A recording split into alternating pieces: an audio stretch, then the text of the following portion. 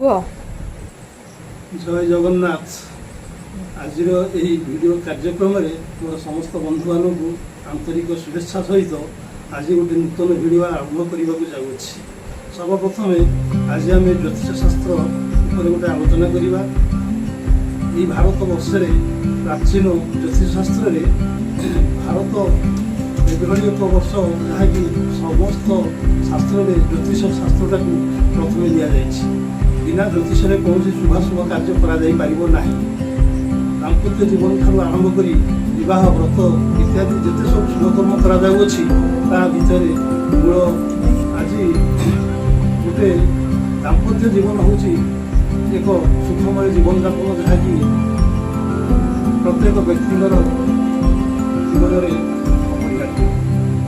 वर एवं कन्या दाम्पत्य जीवन सुखमय करने को विवाह दशमेल को नहीं सब खड़ी सजा जाए।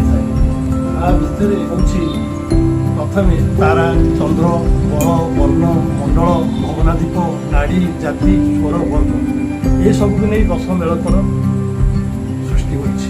तेणु सर्वप्रथम जो व्यक्तिଙ୍କର राजटक पड़ी थाए सुख मिली थाए। खाली जे राजटक पड़े हेनी राजटकर विभिन्न प्रकार कारण अच्छी। प्रथम हूँ तृतीय एकादश राजटक जहाँकि वर राशि ठार गणना कले कन्या राशि पर्यंत तृतीय कन्या राशि ठार वर राशि पर्यंत गणना कले एकादश ये एक प्रकार राजटक। द्वितीय राजटकटी हूँ चतुर्थ दशम राजटक।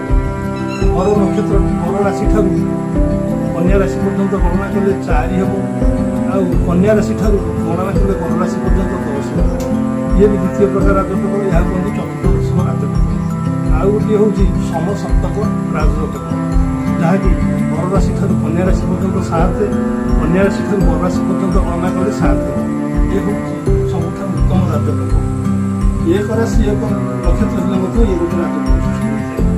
यही प्रकार 5 प्रकार राजटक सृष्टि होता है। ता भर तारा चंद्र बल वर्ण मंडला मंडल भवनादीप नाड़ी जाति ये सब विवाह मेलक सब देखा दरकार। ता भर जदि अति कम 5 ରୁ 6 मेलक शुभ हुए ताल से विवाह कार्य करागले दाम्पत्य जीवन सुखमय होता है।